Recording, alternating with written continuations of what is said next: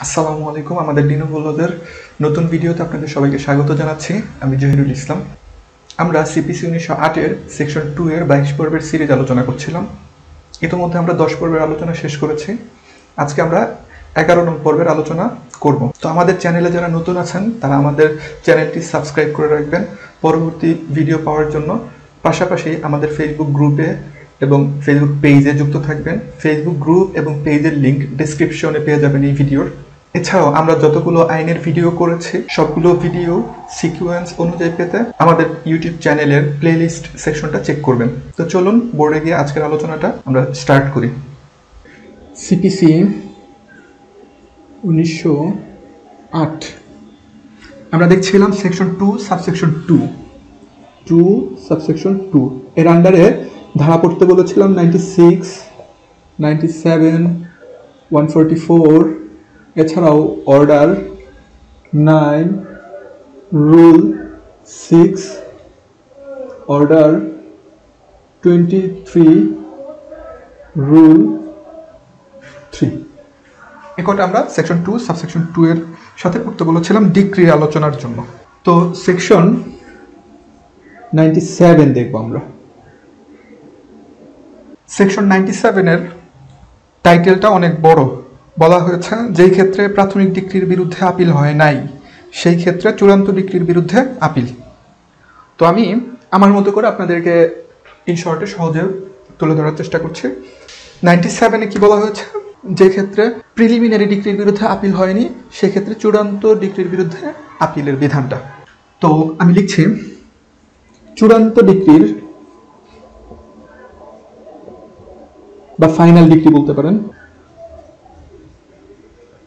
বিরুদ্ধে আপিল করা যাবে। 97-এ সেকশনটা একটু ঘুরিয়ে পেঁচিয়ে বলা আছে, আমি সহজভাবে তুলে ধরছি যেন প্রবলেম না হয় আর কি বুঝতে। তো বলা হচ্ছে চূড়ান্ত ডিক্রির বিরুদ্ধে আপিল করা যাবে, কিন্তু চূড়ান্ত বা ফাইনাল ডিক্রি চূড়ান্ত ডিক্রির বিরুদ্ধে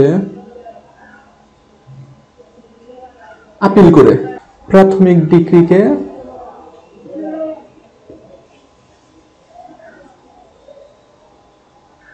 সংশোধন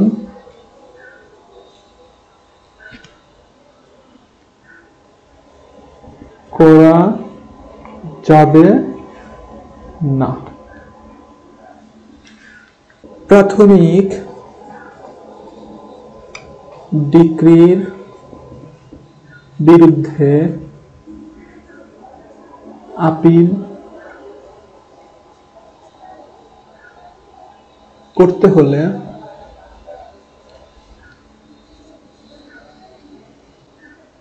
প্রাথমিক ডিক্রি হওয়ার সাথে সাথেই করতে হবে। তাহলে বলা হচ্ছে চূড়ান্ত ডিক্রির বিরুদ্ধে আপিল করা যাবে, অর্থাৎ ফাইনাল ডিক্রির বিরুদ্ধে কি করা যাবে, আপিল করা যাবে, কিন্তু ফাইনাল ডিক্রির বিরুদ্ধে আপিল করে প্রিলিমিনারি ডিক্রিকে অ্যামেন্ডমেন্ট করা যাবে না, অর্থাৎ সংশোধন করা যাবে না। তাহলে কি করতে হবে, প্রাথমিক ডিক্রির বিরুদ্ধে আপিল করতে হলে প্রাথমিক ডিক্রি হওয়ার সাথে সাথেই আপিল করতে হবে, অর্থাৎ প্রাথমিক ডিক্রি যখন হয় তখনই তার বিরুদ্ধে আপিল করতে হবে।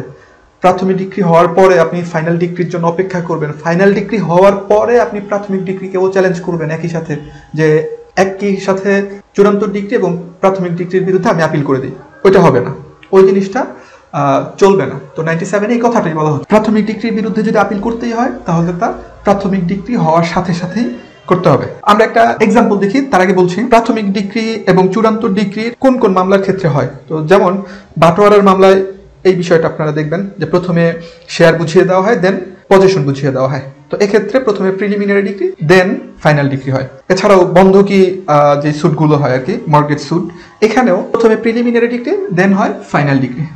তো বিষয়টা কেমন আমি একটু বলি, বোর্ডে আমি আর কিছু লিখছি না, আপনারা জাস্ট আলোচনাটা একটু মনোযোগ সহকারে শুনুন। বন্ধকি মামলার ক্ষেত্রে ব্যাংক লোন রিকভারির জন্য মামলা করে। এক্ষেত্রে ব্যাংক মর্টগেজ প্রপার্টি প্রথমেই বিক্রি করতে পারবে না।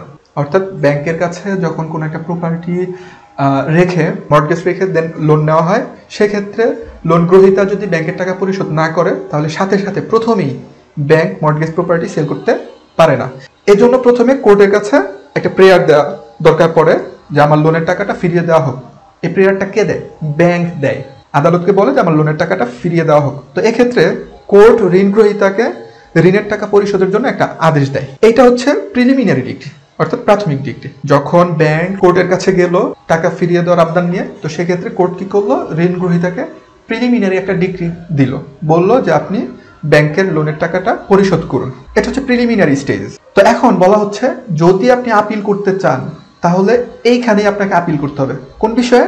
লোনের টাকা কম বেশি থাকলে এই ব্যাপারে চ্যালেঞ্জ আপনাকে এখনই করতে হবে। অর্থাৎ প্রিলিমিনারি স্টেজে যদি আপনি কোনো আপিল করতে চান, তো এই ক্ষেত্রে দেখা গেছে আপনার টাকা বুঝিয়ে দেওয়ার কথা বলা হচ্ছে, আপনি বলছেন 2 কোটি টাকা, কিন্তু ব্যাংক আপনার কাছে দাবি করছে 3 কোটি টাকা। তো এই আর্গুমেন্ট নিয়ে আপনি চ্যালেঞ্জ যদি করেন তাহলে সেখানে করতে হবে প্রিলিমিনারি স্টেজেই। অর্থাৎ টাকার অঙ্কটা নিয়ে আপনি যদি আপিল করতে চান তাহলে যখন প্রিলিমিনারি ডিক্রি হলো ওই সময়ই আপনাকে আপিলটা করতে হবে। তো এরপরে কি হয়? অনেক সময় ঋণ গ্রহীতা আদালতের দেওয়া সময়ের মধ্যে ঋণের টাকা পরিশোধ করতে পারে না। মানে প্রিলিমিনারি যে ডিক্রিটা হয় এই ডিক্রিটাতে লোন গ্রহীতা ব্যাংকের টাকা পরিশোধ করতে ব্যর্থ হন। তখন ব্যাংক কি করে? ব্যাংক আদালতকে বলে যে ঋণ গ্রহীতা টাকা পরিশোধ করতে ব্যর্থ হয়েছেন, এখন আমাকে মর্টগেজ যে প্রপার্টিটা আছে ওইটা বিক্রির অনুমতি দেওয়া হোক।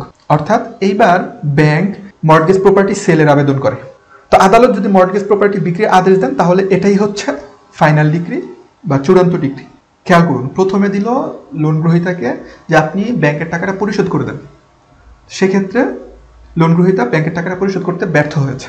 এবার ব্যাংক গিয়ে আদালতকে বলছে যে আদালত, ঋণ গ্রহীতা আমার টাকা পরিশোধ করতে ব্যর্থ হয়েছেন, এবার তিনি যে প্রপার্টিটা আমার কাছে মর্টগেজ রেখেছিলেন সেটা বিক্রির জন্য আপনি অনুমতি প্রদান করুন। তো এবার ব্যাংক যদি মর্টগেজ প্রপার্টি সেলের আদেশ দেয় তাহলে এটা হচ্ছে ফাইনাল ডিক্রি। তার মানে কথা হচ্ছে লোন গ্রহীতা প্রথমেই যদি টাকা না দেয় তাহলে সাথে সাথেই ব্যাংক কিন্তু তার যে প্রপার্টিটা মর্টগেজ রাখা হয়েছিল সেটা বিক্রি করতে পারে না। এটার জন্য প্রিলিমিনারি একটা ডিক্রি স্টেজ পার করতে হয়, দেন ফাইনাল স্টেজে গিয়ে আদালত বলে যে ঠিক আছে আপনি মর্টগেজ প্রপার্টিটা বিক্রি করুন।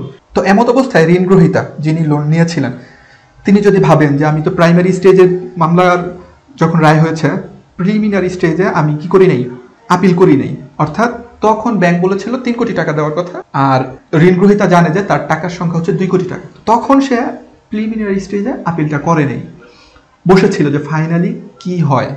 তো যখন প্রপার্টি সেলের ডিক্রি দেওয়া হলো, এইবার লোন গ্রহীতা আদালতের কাছে ওই যে 3 কোটি টাকা ব্যাংক দাবি করেছিল ওইটার এগেনস্টে আপিল করার চেষ্টা করলো, এবং ফাইনাল ডিক্রি যেটা মর্টগেজ প্রপার্টি সেল এইটার এগেনস্টেও আপিল করলো। তো এবার আদালত বলছে যে প্রিলিমিনারি স্টেজে যখন আমি আপনাকে ডিক্রি দিলাম তখন কেন আপনি টাকার অঙ্ক নিয়ে আমাকে আপিল করেননি, তার মানে এখন আর হবে না, প্রিলিমিনারি স্টেজেরটা প্রিলিমিনারি স্টেজেই কমপ্লিট করতে হয়। এখন ফাইনাল স্টেজে তাহলে কি করতে পারবে? এখানে মর্টগেজ প্রপার্টির এগেনস্টে যদি লোন গ্রহীতা এগ্রিভড হয়, সংক্ষুব্ধ হয়, মানে এই অর্ডারের বিরুদ্ধে, দেন এখন ফাইনাল ডিক্রির বিরুদ্ধে আপিলটা করতে পারবে। তাহলে মোদ্দা কথা হচ্ছে যদি প্রিলিমিনারি ডিক্রির বিরুদ্ধে আপিল করতেই হয় তাহলে সেটা প্রিলিমিনারি ডিক্রি হওয়ার সাথে সাথেই আপিলটা করতে হবে। ফাইনাল ডিক্রি হওয়ার পরে ওই প্রিলিমিনারি ডিক্রির বিরুদ্ধে আপিলের বিধান নেই। এই কথাটাই সেকশন 97-এ বলা হয়েছে যে চূড়ান্ত ডিক্রির বিরুদ্ধে আপিল করা যাবে, কিন্তু চূড়ান্ত ডিক্রির বিরুদ্ধে আপিল করে প্রাথমিক ডিক্রি সংশোধন করা যাবে না। প্রাথমিক ডিক্রির বিরুদ্ধে আপিল করতে হলে প্রাথমিক ডিক্রি হওয়ার সাথে সাথেই করতে হবে। তো এই ছিল সেকশন 97-এর মূল আলোচনা। তো আশা করি আমাদের আলোচনা আপনাদের ভালো লেগেছে। যদি ভালো লেগে থাকে তাহলে অবশ্যই শেয়ার করতে ভুলবেন না, লাইক কমেন্ট করতে ভুলবেন না। তো পরবর্তী ভিডিও দেখার আমন্ত্রণ জানিয়ে আজকের মতো এখানে বিদায় নিচ্ছি। DenovoLaws-এর পক্ষ থেকে আমি জহিরুল ইসলাম। আল্লাহ হাফিজ।